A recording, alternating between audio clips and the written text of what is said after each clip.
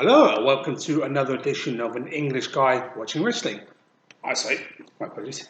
I'm the English Guy, I'm Nick. Thank you so much for clicking on another video, I really do appreciate it.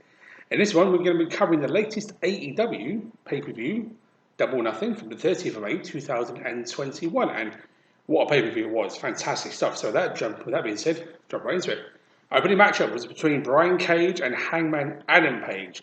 A rematch from their matchup on Dynamite a few weeks ago, where Brian Cage actually beat Hangman and put a stop to Hangman's momentum because at the time he was the number one contender. Hangman was winning match after match after match. But Brian Cage came up trumps in that matchup, and that was itself a very good matchup. This match, the rematch, was better.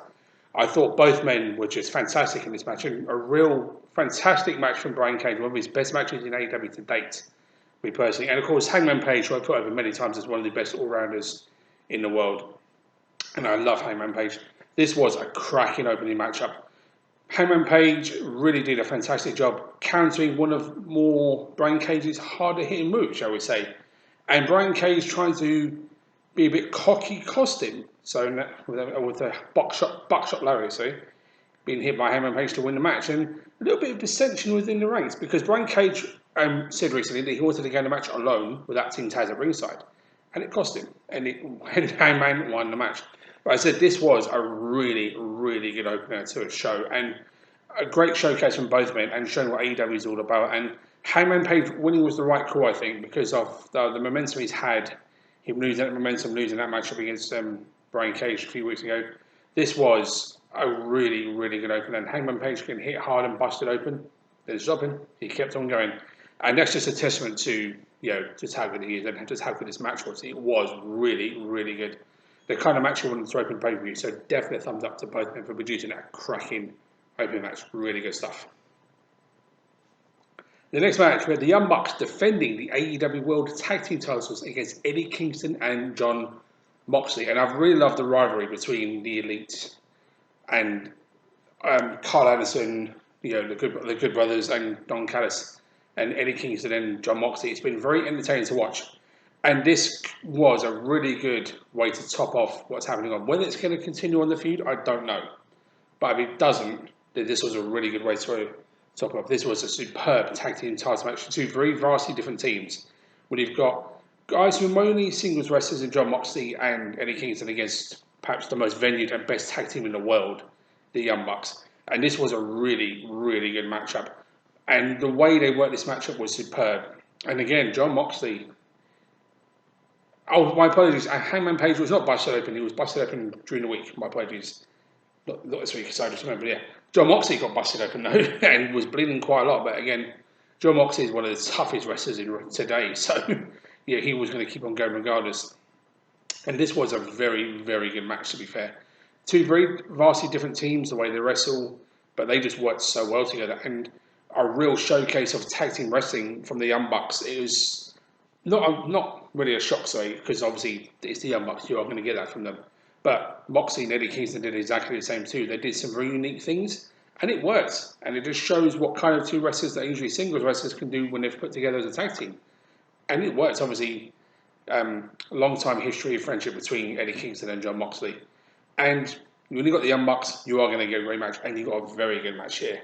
And Jon Moxley taking the pinfall was kind of something I didn't expect, but you know what? Yeah, they really hit the BTE trigger like several times because they know how tough Jon Moxley is. So, of course, several of those put him down, and it was kind of the Young Bucks' coup de grace, shall we say, of their heel turn, and it's been working so far. This was no exception. I've really liked how they did and ended this matchup. Brutality against Jon Moxley is how they had to do it, and that's exactly what they did. But this was a really good tag team title match, and the Young Bucks were telling was the right call, I think. Even though part of me thought Kingston and Moxley might win the belts, but no. I think the Young Bucks keeping the belts was the right call, even though it could have gone either way. But still, this was a cracking tag team title match. So definitely a thumbs up to both men for this one. All 4 minutes, sorry. My apologies on this one. Then we had the Casino Battle Royale, and for those who don't know, the Casino Battle Royale determines a #1 contender for the AEW World Title every single year. This is the 3rd year it's happened. believe. Yes, third year, I'm right. Basically, there's always going to be a Joker card that no one knows who it is. They entered the ring. This year it was Leo Rush. And a lot of people were thinking maybe Andrade because obviously Kenny Omega has the title match coming up with him very, very soon. But it wasn't. It was Leo Rush, so that was unique. And as Battle Royals goes, this was a very well put together Battle Royale. And the reaction that Jungle Boy, who ended up winning, was immense throughout the whole matchup with him inside. He has become arguably one of the most popular wrestlers in all of AEW, and he was before because of just how good he is. But this was a real showcase of what talent who's groomed in AEW can go and do and put out a great performance, and he did.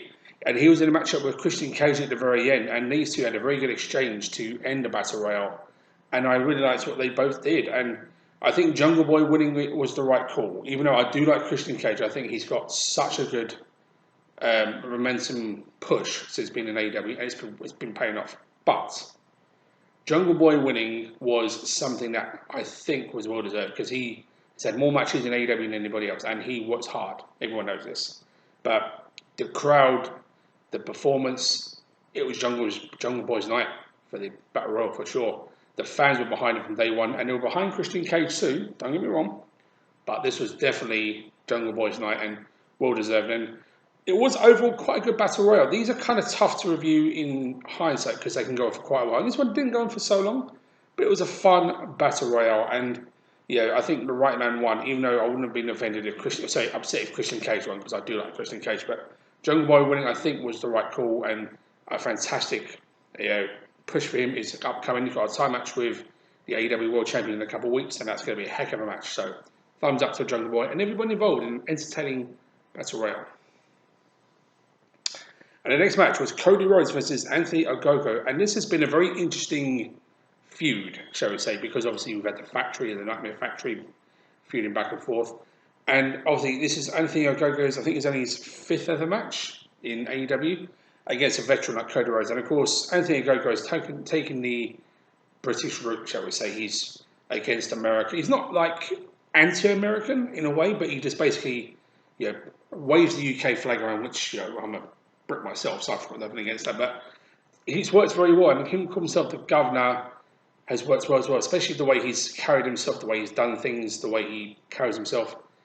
It works, and it's pulled off very well, and Cody Rhodes stepped in with him, and I'm going to be honest, Anthony Ogogo, despite very short tenure wrestling, hung with Cody Rhodes quite well, and this was actually a good, short, fun matchup, and Cody Rhodes, is one of the most over guys in wrestling right now, and he continues to be in his match with the American Dream persona for one night, because obviously Anthony Ogogo being all UK, Cody Rhodes is all American. I see your American Nightmare family, shall we say. But I really enjoyed this matchup, and it was a good testament to both men's abilities. One, a tenured veteran like Cody Rhodes who can go and is one of the best there is. And against a new guy like Anthony Ogogo who did very well in this match, to be completely honest with you. There was not much wrong with what he did. I know he also hurt his ribs recently. I think it was a bruised rib he got recently, and still carrying on the matchup. So, thumbs up to him for that one, definitely. And thumbs up to both of them for producing an entertaining matchup. But this was a good match and enjoyed it. So, well done. And this match was Miro defending the AEW TNT title against Lance Archer. And I knew this one was going to be two big guys brutalizing each other. Definitely was. But also some very unique athletic moves from both men. And this was a good matchup, to be fair. I liked the approach from both men. Obviously, both big guys who can play off their strengths. But both guys are also very, very strong, and they use that too.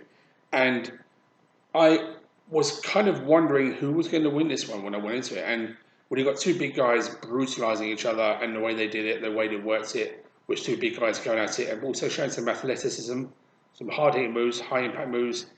It was actually quite back and forth, to be honest. There wasn't really a clear-cut advantage for either man throughout the whole match until Miro did win with game over, his camel clutch, which Lance Archer did not tap out, he passed out. And this was actually quite a good matchup for what these two were trying to do, and it worked. Their style worked very well against each other. You can see you've got two big guys who know how to move, very athletic. They showed it. But they also showed the power, the hard-hitting offense they can do. And that's exactly what this kind of match needed to be, I think. And I mean that in the best way possible. They could have easily gone the power route. They could have easily done the quick route. They decided to do both, which played off both men's strengths quite well. And even though Lance Archer lost, I kind of expected half a win for him, shall we say, because he's had some very good momentum recently. But Miroday just won the belt, to be fair. So him winning, I think, was positively the right call. But Lance Archer could have easily won because it's not an easy match to call this one. It was back and forth and a good matchup. And Kobe interesting to see Miro play up to the crowd a little bit because obviously he's usually a heel. But then again, I think a lot of the AEW roster were quite happy that a full audience was there for a pay-per-view again after so long because of the pandemic.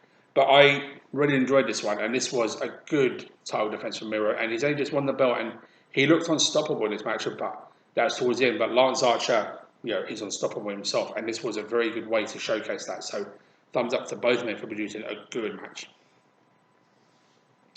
Then we had Hikaru Shida defending the AEW Women's Championship against Britt Baker, and personally, this was a matchup I was looking forward to because these two have met before, and in their last encounter, Hikaru Shida broke Britt Baker's nose. And Britt Baker is no stranger to brutal matches in her career. Her fantastic lights out match against Thunder Rosa recently is a good example. No blood in this match, but what a match it was. This was a fantastic women's title match. And Hikaru Shida has been, since becoming champion, so when she became champion, my apologies, has carried the AEW Women's Division as a champion brilliantly. And if there was anyone who deserved to be the new champion as of late, it has been Britt Baker. And she did win the belt in what was a cracking title match. Again, back and forth. There was no real clear advantage who was going to win until Britt Baker did the curb stomp on the title belt, which was quite brutal. You don't see that much in women's title matches.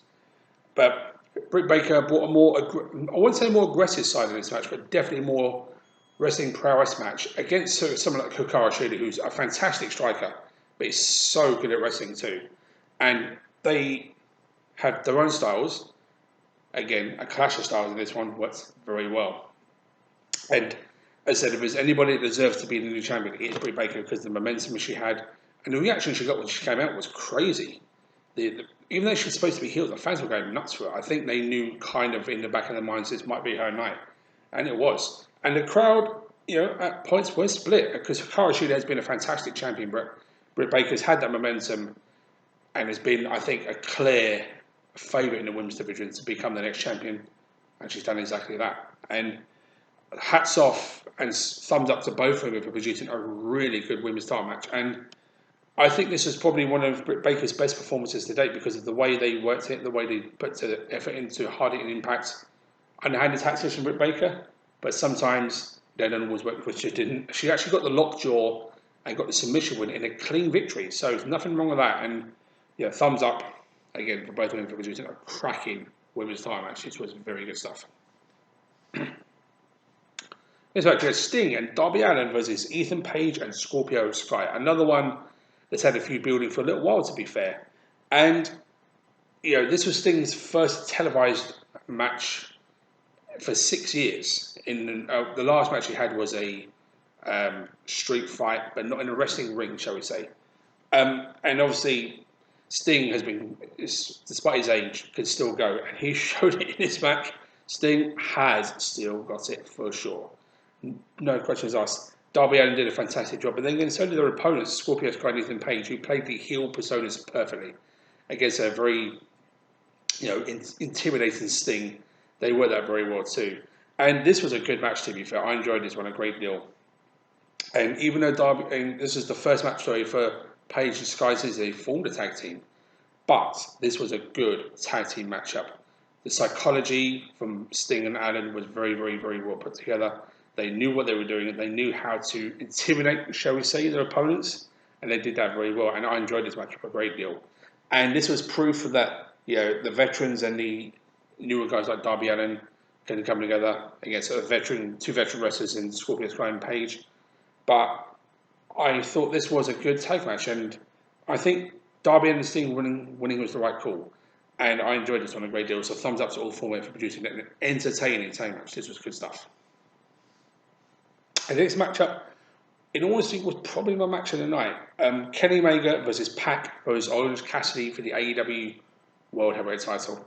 And this is the first time a triple threat match has ever determined. This is the first time the AEW World title has ever been competed in a triple threat match.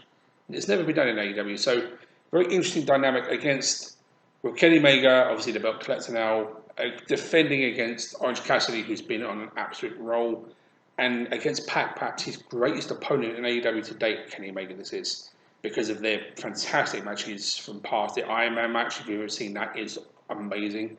Go watch it if you haven't seen it. The matchup when Pac made Kenny Omega tap out. So this was a real case of all three guys bringing their own way to do things to the table. Obviously, Orange Cassidy has been on a winning streak. Perhaps the most over guy in all of AEW, if you didn't know that. He's like, the way he does things just works. And he put on his best performance in AEW today. I think he really showed what Orange Cassidy can do. And I've seen him what he can do in the past, but this was better. Really showed he can hang with anyone, not just two of the best wrestlers, but Pac and Kenny Omega. And as triple threat matches go, this one was a tough one to call because all three men were kind of getting ready to win the match. It was a very tough one to call until Kenny Omega did manage to get a crucifix pin on Cassidy to win. But this was one of the best triple threat matches I've ever seen for a title belt. This was really, really good stuff. Kenny Omega, against two guys like this, for the first time in AEW, showed that it was in a singles match, triple threat match, he's just one of the best wrestlers in the world, full stop. I put him over a lot, I know that, but this was definitely no exception. But not to say that Pac and Orange Cassidy didn't bring their own style, their way of doing things to the table, and they did. They really put on a fantastic triple threat match.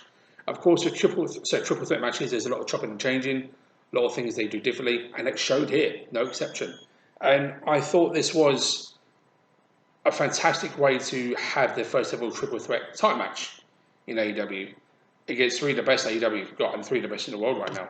And definitely hats off to all three men for producing a very entertaining and well-paced, well-thought-out triple threat match. Because sometimes it could be a bit too chaotic. It can be a bit too choppy and changey. They balanced it out perfectly here. They did nothing wrong. And this was what a triple threat match for a title match can be. Underhanded tactics from Kenny Omega, or I expected that with Don Callis at ringside. Actually on commentary, and then went down to ringside. And obviously playing to the no disqualification ploy, shall we say. But I said all three men put on a fantastic performance. This was a cracking title match. Kenny Omega retaining was something I kind of saw coming, even though part of me thought, was Orange Cassidy finally going to get it?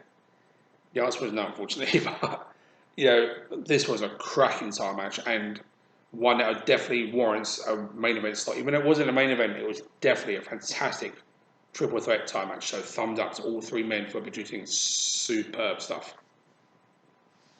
And it came to the actual main event. Stadium Stampede 2, Inner Circle versus the Pinnacle. Now, the first ever Stadium Stampede match was between the Young Bucks and Matt Hardy, so the Elite, and Matt Hardy against the Inner Circle. So it's not the first time the Inner Circle had been part of a match like this. And a very, very different way than the first one was done for sure, but obviously for obvious reasons, different teams. But when it comes to cinematic matches, I've always been kind of on the fence on how they're done. Whilst this wasn't technically in a whole cinematic match, because the match did end up in the actual Ladies Place Arena centre, so where they could see the pinfall happen. This was quite entertaining, and the way they did it was very well put together too. And the fact is, it was also Falls Count anywhere as well. It didn't have to be in a wrestling ring, because there was a wrestling ring in the middle of Jaguars Stadium on the field. There was Falls Count anywhere. They didn't have to be there. Obviously, I said the match did end up in the middle of the arena.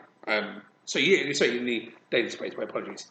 But this was quite good. I liked what they all did together. I mean, obviously, when it comes to cinematic matches like this, they went through that the whole stadium. Inner Circle, first thing, Pinnacle, all over the place. And the way they put it together was quite entertaining, quite good. As I said, when it comes to cinematic matches, I'm like, they could be dull. This one wasn't.